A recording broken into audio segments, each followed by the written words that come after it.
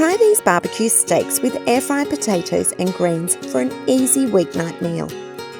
Get started by placing the Worcestershire sauce, vinegar, chopped oregano, mustard and half the garlic in a jug. Whisk to combine. Place the beef in a bowl and pour over half the Worcestershire sauce mixture. Turn the beef to coat, then cover and pop in the fridge for 1 to 2 hours for the flavours to develop. Next, place the potatoes in a large saucepan and cover with water. Place over high heat and bring to the boil. Once boiled, reduce the heat to medium-high and partially cover the pan with a lid.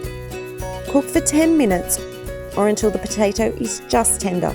Drain well, then set aside to cool slightly. Thickly slice the potatoes. Preheat an air fryer to 200 degrees Celsius.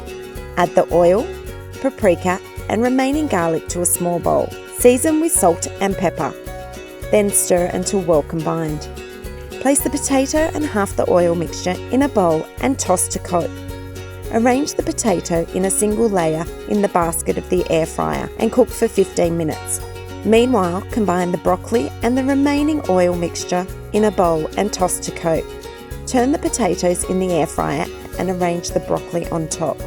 Cook for 5 minutes. Sprinkle the broccoli with almonds and cook for a further 3 to 4 minutes or until the broccoli is lightly charred and the potatoes are crisp and light golden. While the vegetables are cooking, heat a char grill on medium-high. Cook the beef on the grill for 3 to 4 minutes each side for medium or until the beef is cooked to your liking. Place the remaining Worcestershire sauce mixture in a small saucepan. Place the pan over high heat and bring to the boil and then remove from heat. Divide the beef and vegetables among serving plates. Drizzle with the remaining Worcestershire sauce mixture and sprinkle with oregano leaves. Season with pepper to serve.